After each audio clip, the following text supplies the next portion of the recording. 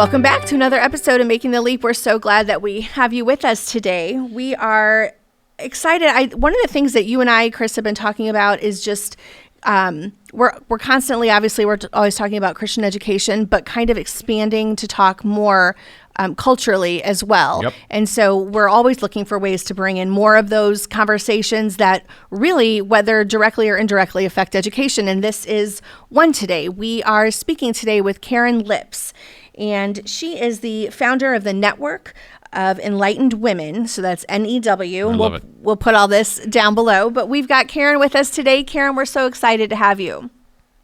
I'm looking forward to our conversation. Thanks so much for having me. Karin, by the way, may I just mention the podcast? I love the name of the podcast, Problematic Women. That's fantastic. Yeah, it was fun to be on that one. That was a we've good got one. Our own podcast, Yes. The Conservative Woman's Guide. Which I loved, the Conservative Women's Guide. That one was, I started going in, I just listening, and I thought, well, this is massively helpful. I know we need to back up and kind of give a little, info, but just the fact that there is something for all these women and probably a lot of males heading off to kind of navigate the university world where conservative viewpoints are not the norm and not always welcomed well. So I think it's fantastic. We've got a lot to dive into.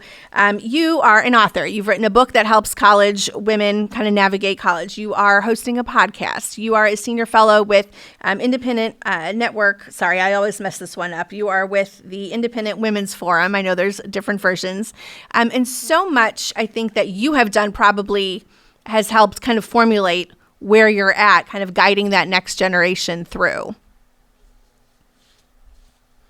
Yes, I think I've been lucky to have been able to find work that I enjoy and find great meaning from. You know, when I started the Network of Enlightened Women, known as NEW, I was a college student at the University of Virginia. And it's fun to think that back then, like taking some initiative, being self-motivated and starting this organization has now, led to the work that I'm doing now. So I started the organization after I had interned in Washington, D.C. I was frustrated that when I returned to the University of Virginia, the women's groups weren't really open to conservative women. I even went to our Women's Center and asked if they might co-sponsor a new group for conservative women.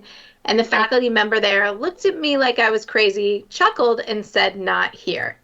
Wow. And so then I started NEW and started it as a community and an educational organization to educate and empower young conservative women on campus who were really looking for a community, one that they couldn't find in the Women's Center, the Women's Studies Department, or these other groups and institutions which were supposedly there to help women, but they really had a narrow definition and a narrow view of what women should want and should think about and what they should think. And so this just gave some intellectual diversity to campus and an intellectual home for conservative women on campus. Karin, young men are actually growing in their, at least politically, as I read, surveys say, young men seem to be growing in their kind of conservative belief systems, voting habits, things like that. Women, though, I'm not one, so I won't speak for them, but I will say it seems to me now more than ever to be a young woman is to be under an enormous amount of pressure to look at everything through a secular, cultural, left-wing lens. True or false? You're right that there's so much pressure, and I'm glad you mentioned that, because what I think we underestimate, those of us who aren't in college anymore, is all the pressure that they face. It's not just pressure from faculty members who might have bias and might be unfair liberal professors and sort of pushing students left. They might also face it from administrators who are approving different clubs and giving out the funding for clubs and deciding the programming that students get on campus. And then they also face it from their peers. It's remarkable the amount of pressure our students face. In the first book that I edited, She's Conservative, Stories of Trials and Triumphs on America's College Campuses, one of the themes that emerged is that a number of the women decided to keep their conservative views quiet before they even stepped foot on campus. And that just shows you how prevalent that pressure is and how important it is that they've got this guidebook and other resources to truly empower them. You know, we talk a lot here just about Christianity and how it, we actually talk more about Christian education as a whole. However, I mean, I think we all know, conservative does not necessarily mean Christian. Christian does not necessarily mean conservative. But if you put those two together, I think this appealed to me a lot as I thought about our own daughter as she's navigating high school and getting ready to head off to the next, whatever that next step may be.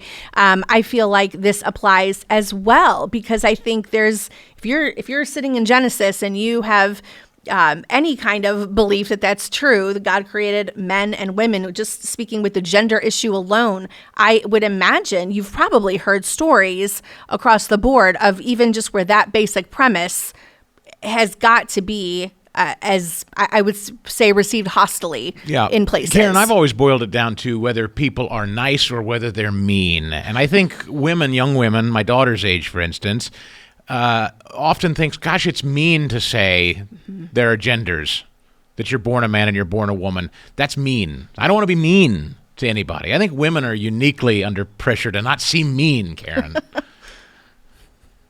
Well, the social pressure is definitely real, and the social ostracization is real. It's interesting. In the book, I cite a few studies that show, for example, Democrats are less likely to be friends with or date somebody with the opposing views, or for somebody who voted for the opposing presidential candidate, than Republicans. And so when you boil it down, we already have more liberal women than conservative women on campus. About 58% of college women self-identify as liberal compared to 15% of conservative. Then you add in this peer pressure. And for many of the students we work with, it really seems like, it's 90% liberal, and they feel that social pressure. And so one of the things we do in New is try to normalize conservatism among women, give them guides and resources in that community to strengthen them and encourage them in their beliefs. Where are you? You're nationwide, I'm assuming. I know your book is on sale through Amazon, and we will definitely include a link for that. But nationally, across the board, when we look at places, how does somebody plug into New? How do they find you if you're not there? Can they start? Does it work like IWF, where you can, kind of create your own chapter, so to speak? Can you talk a little bit about that? I love this question. Yes, our leaders are amazing women who are self-motivated and take the initiative. They often reach out to us. You can go to our website at enlightenedwomen.org, or email our chapters teams just at chapters@enlightenedwomen.org, and take that first step. And then someone on our national organizations team will reach out to them, have a conversation, work with them to get a chapter started. How many chapters? I interrupted you. Keep going. I'm sorry. I interrupted you. So we've got chapters on more than 60 campuses around the country, where these women are bringing in speakers, hosting debates, having professional development events, doing service projects, just trying to educate their community and their fellow students on conservative views, and then encourage each other to speak up. So we've got the chapters, and then also on top of that have a suite of national programs, including our leadership retreat, where we bring together our top leaders from around the country for a weekend retreat, and then host some intern summits. So we've actually got one coming up later this week in Washington, D.C. for interns to get plugged in. So we're always excited to find young women who want to be part of our community. If they're not already, I encourage them to follow us on Instagram at Enlightened Women. That's a great way to get a lot of our content and to get plugged in.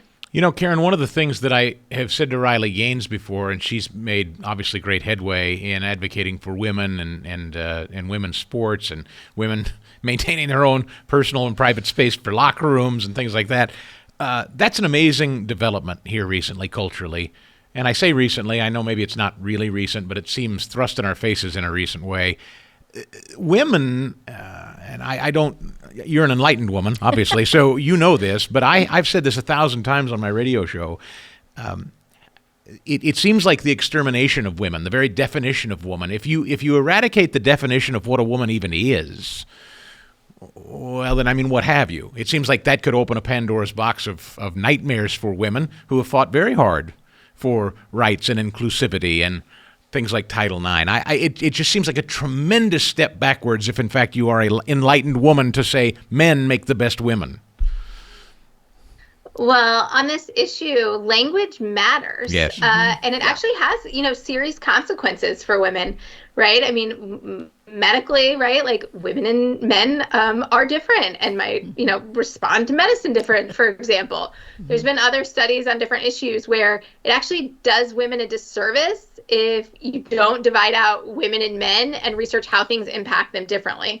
So I think it's important that we stand up for women. A lot of our chapters have been co-hosting Riley Gaines on campus.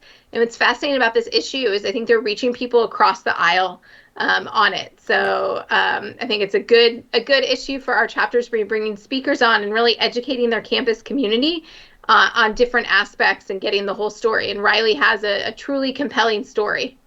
She really does. And we've had the pleasure. Chris has spoken with her before. We've spoken with her. She's just, that's where I am in awe of it. It's not just like, I think I said earlier, the next generation, she's part of that coming up through and kind of pushing back in a way that I don't see as many people in our generation or even older doing. And so I think it's so great to start at this university level or even the high school level to kind of instill that confidence. And it's just been just been something neat to watch.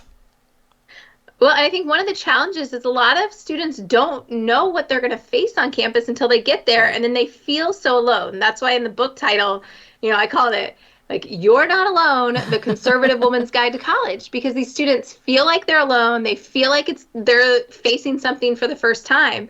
And so that's why I include in the book examples of, what are some threats and challenges you might face?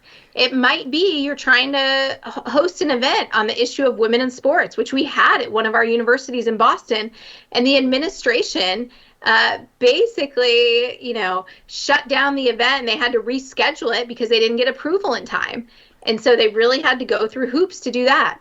Other times it's threats to free speech. I write about biased reporting systems and speech codes and free speech zones.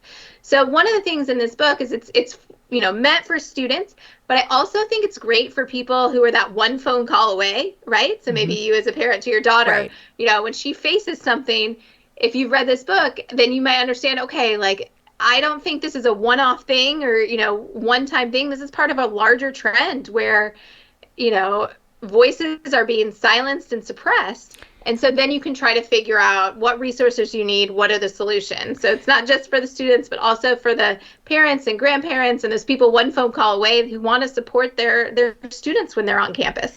I agree with that. I thought a lot about that, actually, because my gut reaction sometimes as a parent is, or as I guess not even as a parent, as an adult, is I've come into my space of saying that is ridiculous and I do not need to waste time and pay attention to that. But they're not there yet. They're 18, they're 19, and they're just starting and they're figuring that out. One of those situations, I specifically was listening to the podcast. I think it was a podcast episode, or maybe it was an interview where you were talking about how to handle a hostile professor. Yes. And I think that is probably, I would say, what I would envision as one of the challenges. I know our son had a paper he had to write about masculinity. I read a lot of what he wrote.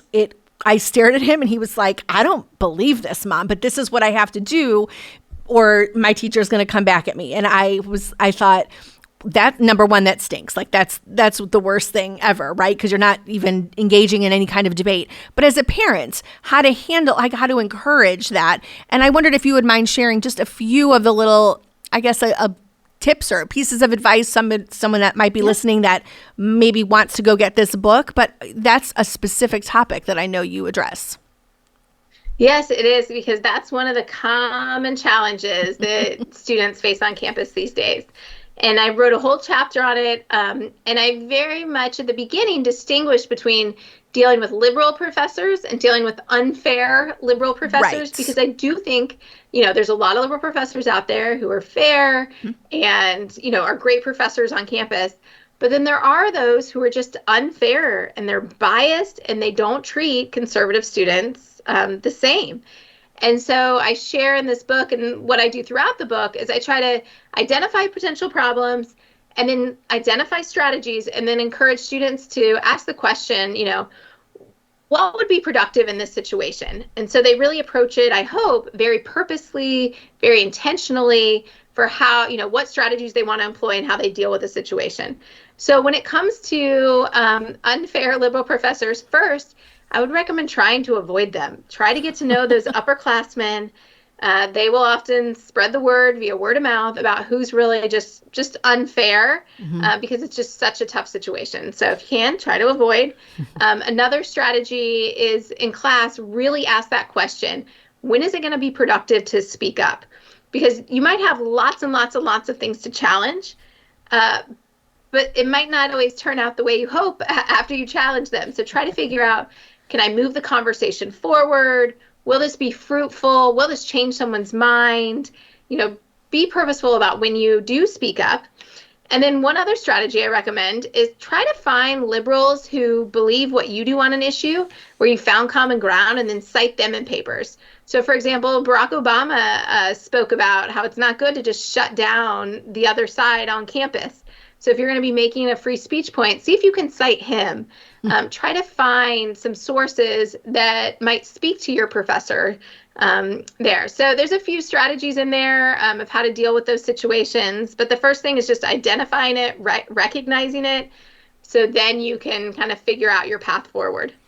Karin, do you think, culturally speaking, it's important for women to engage, not just on politics and not just on the locker room and sports, all important, but I'm curious about this new derisive term that I hear thrown around a lot called trad wives, traditional wives, women who would aspire to become mothers and wives, and maybe, dare I say, even homeschool moms or full-time mothers in home. There's a real hostility there for younger women, is there not? Well, I think it's fascinating that when I was in school, I felt like there was a lot of pressure to really focus on your career. And then we've almost seen the pendulum swung, that then there's been the trad wife movement, where it focused on social media, glorifying kind of what they would say is like traditional wives. But what's fascinating to me is in looking in the data that a majority of women with small children actually are interested in some type of part-time work. And so what I'm interested in, one of the things I talk a lot about and write on, is opportunity feminism, or a brand of feminism that seeks to maximize freedom for women so they can build the lives they want. And with that, it might be focusing solely on careers. It might be being a trad wife. But for a lot of women, I actually think it's somewhere in the middle. And so I'd love to see more options for women to be able to on-ramp and off-ramp, for women to be able to find part-time opportunities, which are often very, very tough to find in the economy, flexible work. And we've seen, for example, post-COVID, some companies remove remote work again, which was very beneficial for a lot of women with small children. So I would love to see our economy become more flexible, and for us no longer to try to fit women just in a box of like, we've got to make sure everybody has a 9-to-5 job, when that's not actually what the majority of women want. That's a big job too, because that is, in the social media world, you can't even make the statement of saying, I feel at least, you can't make the statement saying, it's important for me to be home with my kids without someone feeling like their toes are being stepped on. And so that's a big area to cover, but I believe it and I see it. I don't know many women right now who aren't doing something small, that sort of side. I don't buy into the whole hustle, but there's a lot of people that want to do something. Their kids see them working. There's value to that. But at the same time, they need it for their family. They need it financially. They need some kind of option that maybe doesn't involve that 9-to-5. And I think when I was, reading that idea of that opportunity, feminism, I thought, well, that's an interesting way to not let feminism be the awful word that I think it is in a lot of circles, or the only word, that it is in other circles. I think it's a neat way to kind of put that in the middle. And so I really was like, I'm going to be reading more about that, because it is something that speaks to me as a mom. I watch my kids. My kids are growing up and they're going to be young parents. My daughter being a young mom. My boys, who are you marrying? What are you looking for, and what do they want as why, for wives and for them as mothers. I think it's an important topic. So I love that you have that. I'm glad it speaks to you. And I'm happy to share that we've just had a victory on this front. So this is a little bit in the weeds, but I think it's a good example about how women can identify issue areas where we actually need reform, and that gives more women more opportunities. So my background is in law. I used to practice law at a law firm. And one of my law school classmates came to me and said that she ended up having to take multiple bar exams. And it turns out that in Tennessee, they had a full-time work requirement for you to be eligible for admission without examination. So the practice of law is regulated by the states. Wow. You've got to sit for the bar exam to, get your license in the state. And, that's a pretty big barrier to entry. It costs money. It costs time. And so she had to sit for this exam, even though she had been practicing law for years. She just had made the decision to reduce her hours and not work full time because she had young children at home. Mm-hmm. So basically, she was penalized because of her decision to reduce her hours. And that didn't speak to her competency. It just spoke to her priorities and her life choices. And so it's really frustrating for her. So at NEW, we filed a petition with the Supreme Court of Tennessee to try to get the full-time work requirement removed. It's now been 2 years. We're still waiting, but They opened it up to comment period. All the comments were in support of it. And then last year we filed in in Ohio as well, because there's just a handful of states that have this full-time work requirement.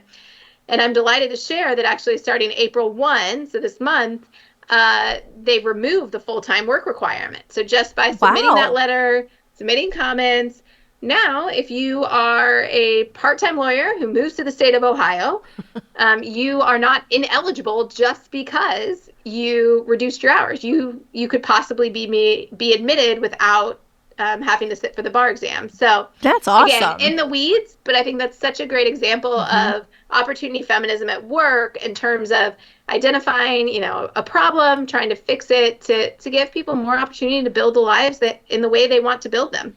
Karin, I don't. That's incredible. Congratulations on the victory. Thank you. That's a tremendous accomplishment. And there's another woman in corporate America, or formerly, you're probably familiar with her name, Jennifer Say, who was the former CEO or soon-to-be CEO of Levi's. She was on a trajectory to probably run Levi's. Mm-hmm. And it was during COVID that Jennifer simply said, I think our kids ought to be back in school. And for this, basically, the board said, you need to stop talking about that. It's upsetting the youngsters here at Levi's. And so what's really interesting in corporate America for women like Jennifer at high levels, if they hold a position that is not conformist, they can literally be run out of, the number 2 post in a company like Levi's. And now she talks openly about that. And she by no means is any kind of conservative Republican. Well, one of the biggest failings of the feminist movement right now is this idea that women are a monolithic voting bloc and they all have to think the same. I think a true sign of successful movement and of feminism would be if they could recognize that women think differently. That should be considered a victory, right? Is recognizing women for the smart, thinking, capable human beings that we are. But unfortunately, modern feminism often has this view that if you don't march in lockstep with our views, right, like with one side, then you don't count as a woman or your views don't count. And that's just such a major failing of feminism. And that's why I think women are looking for an alternative. There's a lot of women out there who want to be part of a women's empowerment movement, want to cheer on fellow women, want to help them out, want to advance policies for women. Yet that modern feminism is uncomfortable and doesn't fit because it's so negative towards women who just don't think the exact same. So I think you've identified a true problem, that this idea that, you've got to think one way or you don't count or you're out. That's a real problem with feminism. It is. I think it's just for society, it's probably one of the most detrimental problems that we have. I run across it even within conservative circles where, you're out if you don't think just this way. And we should be looking at things critically examining issues from a variety of perspectives rather than just assume it has to all be in lockstep. So I think things like this seem to me to be lending themselves, like your podcast, your book, lending themselves well to the idea that, you know, our our DNA makeup does not mean we all have to do things one way, but yet there can be total solidarity because there is pushback, you know, from a lot of different angles. So I'm excited about this because I think it's shining light in an area that is needed across the board. I can see this as a pretty fun little graduation gift. Yeah. Coming up. It's perfect timing, right? You know, let me speak on behalf of men, that's Karin. What we're hoping. Let me ask on behalf of men for a minute. Where do you find men in this discussion? Where should men be in this discussion? Because I think often these days, while men may be trending more conservative politically, they're also siloing themselves, and they're not reaching out. We're finding that young people are not desiring relationships. Birth rates are declining. I find that culturally also very interesting. Men seem almost, I don't know if the word is fearful or whatever, of women, or vice versa. I don't know. Do you explore that much or think much about that? Well, in the book, I mean, I'd encourage men can pick it up too, and I'm sure they'll learn some good tips from it as well. But I think you're right that there's cultural challenges right now for young men. And one of the programs we do anew is a gentleman's showcase to honor the great men who are out there, because we see men often getting put down in society. And that our society functions better when we have mutual respect between the sexes. Yes. And so that means praising and holding up both great examples of men and women who are doing fantastic things on campus. So we highlight men who demonstrate service, respect, integrity. And I think that's one way we're trying to push this conversation forward. I love it. I really appreciate you taking your time today to share with us. I know for our audience, it does deviate a little bit away from talking about just the options that exist within Christian education. But this is a big piece because one of our biggest goals is getting our children as parents to a place where they can defend their faith, they can defend their beliefs, they can free speech. Free speech is a huge one. And so I see this as just such a neat tie-in, but I love too that it isn't just about Christianity if you don't want it to be. It's just about being confident and comfortable and forward thinking and being, just a way to intelligently speak about something that is important. Karin, I know we're going to put a lot of this information down in our show notes, but if you would not one more time mind sharing where you can be found, maybe on Instagram, Amazon, your book, just give a little bit of those details, and we will include all that as well for anybody that is interested in finding you, starting a chapter, buying your book.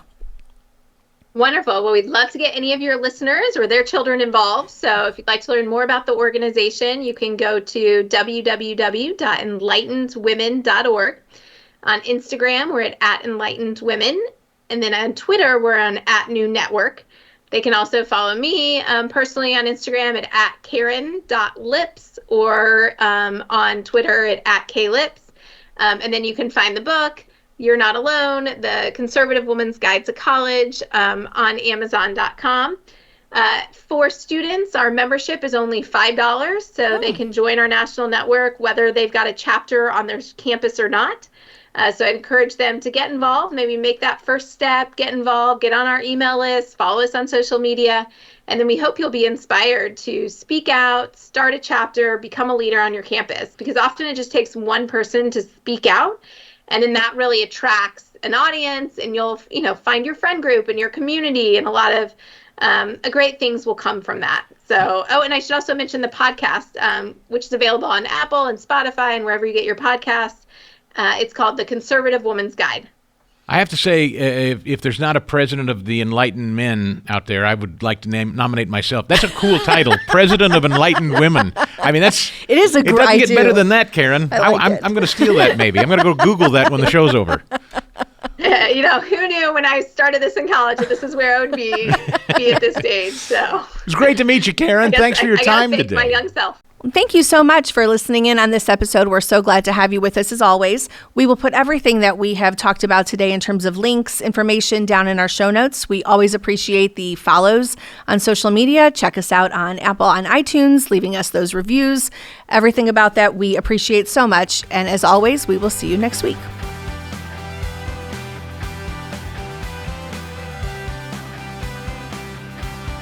Making the Leap is a podcast presentation courtesy of the Herzog Foundation.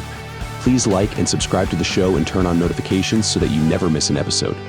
We'll see you next time on Making the Leap.